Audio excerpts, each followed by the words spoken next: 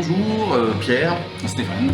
donc on est You Talking to Me et on est content de vous présenter cet après-midi en direct du Family's Pub qui nous fait l'honneur de nous recevoir.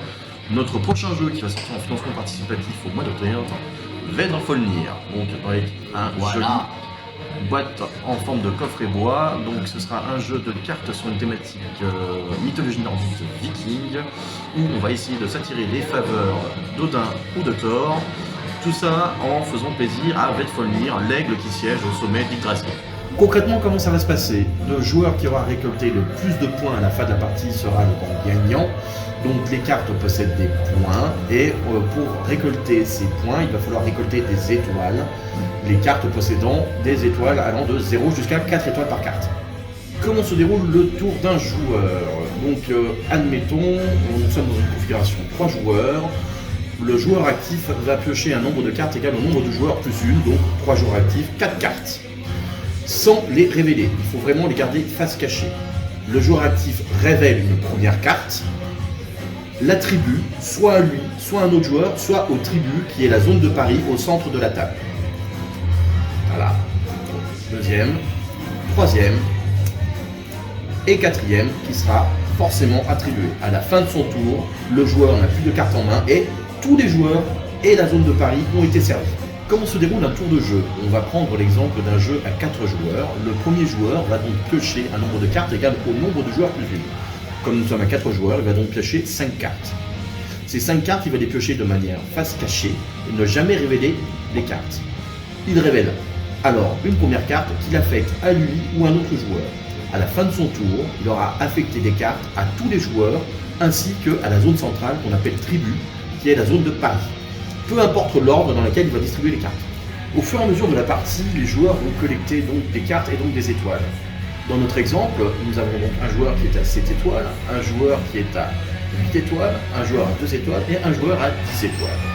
Si le joueur à 10 étoiles reçoit une carte à 2 étoiles, il a donc collecté 12 étoiles, immédiatement le tour s'arrête et il récolte en points ce qu'il a devant lui et ce qui est dans le tribut.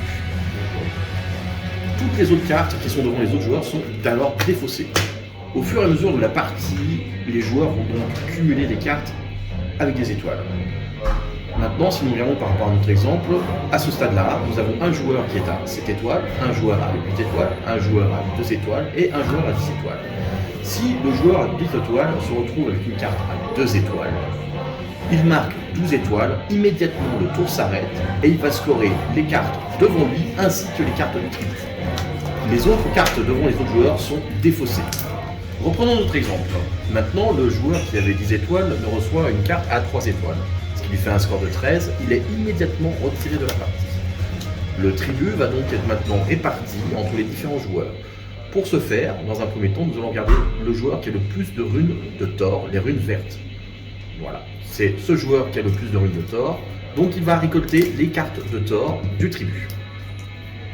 Ensuite, on va regarder le joueur qui a le plus de runes d'Odin, les runes noires. Et c'est donc ce joueur qui a le plus de runes d'Odin qui va récolter les cartes du tribut. Les cartes qu'ils avaient devant eux ne sont pas récoltées, elles sont défaussées. En cas d'égalité, les cartes du tribut sont aussi défaussées avec les mises. Bon, par contre, c'est pas aussi simple. On a aussi prévu quelques petites cartes qui vont faire un peu des tricks et qui vont un peu changer la physionomie de la partie. Une des premières cartes est la carte Nidhogg.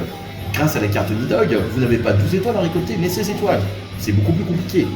Dans le même style, nous avons la carte Ratatosk, qui est elle aussi une carte qui change la physionomie. Au lieu de 12 étoiles, on va récolter 8 étoiles. Ensuite, nous avons la carte Sleipnir.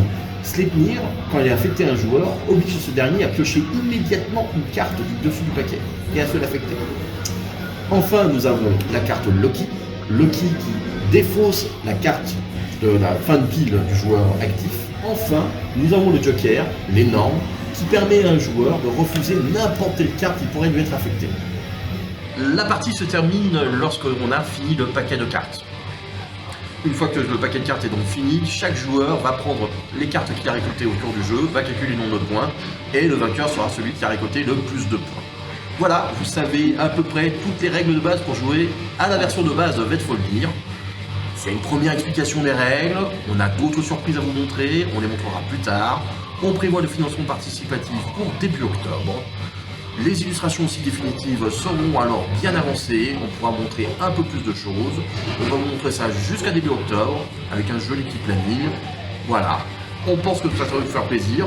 En tous les cas, on l'a déjà fait tourner en festival, et les joueurs sont plutôt satisfaits. Donc on va voir. Merci de vos retours et à bientôt.